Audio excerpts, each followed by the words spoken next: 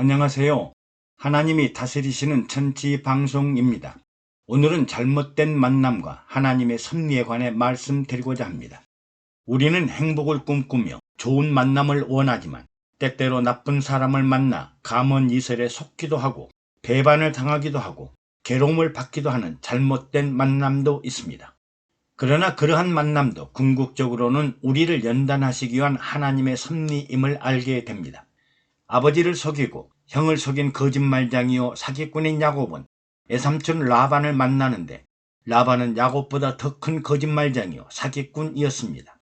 야곱은 낮에는 더위와 밤에는 추위를 무릅쓰고 두 아내를 위하여 14년, 외삼촌 라반과 양떼를 위하여 6년, 도합 20년을 봉사했으나 라반은 10번이나 품값을 속였으며 또 빈손으로 야곱을 돌려보내려고 했습니다. 거짓말쟁이 야곱은 더 큰 거짓말쟁이 라반을 통해 연단을 받고 깨어지게 되었습니다. 도적도 더 큰 도적을 만나고 폭력도 더 큰 폭력을 만나면 비난을 하면서 변하게 됩니다. 도가니는 은을, 풀무는 금을 연단하거니와 여호와는 마음을 연단하시느니라고 했습니다. 다윗과 사울의 만남도 시기와 질투에서 비롯된 정치적 대적 관계의 잘못된 만남이었습니다. 사울은 천천히요, 다윗은 만만이라는 당시 여론이 반증하는 말입니다.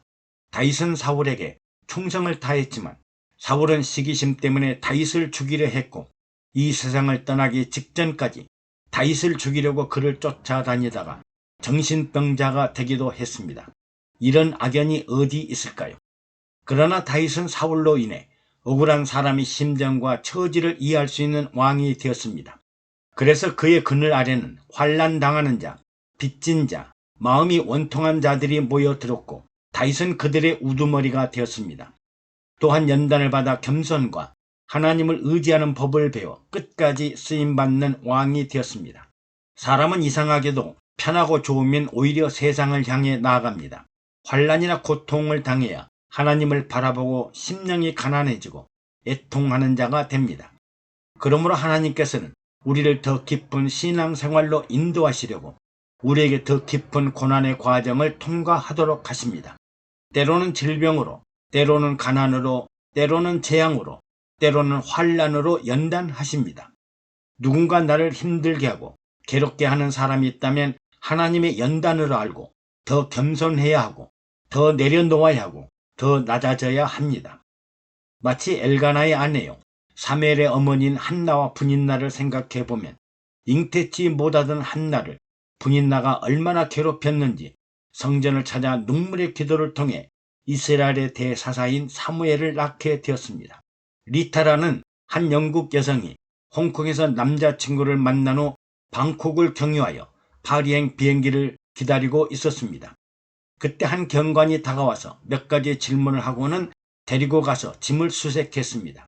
그런데 그녀의 남자친구가 준 가방의 실밥을 뜯자 몇 개의 작은 봉지인 헤로인이 나왔습니다.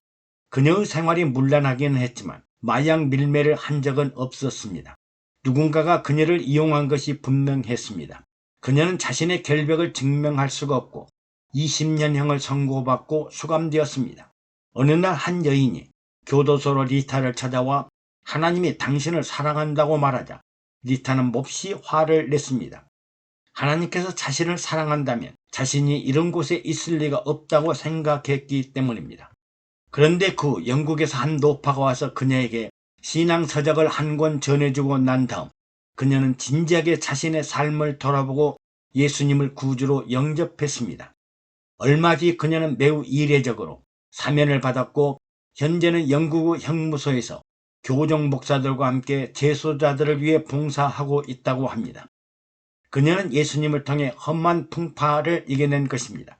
사람들은 더 큰 환난과 더 큰 위기와 더 큰 절망과 같은 잘못된 만남을 통해 하나님은 마음을 다스리고 생각을 고쳐잡게 하시고 새로운 사람으로 변화시키는 하나님의 섭리를 기억해야 합니다. 애청해 주셔서 감사합니다. 샬롬.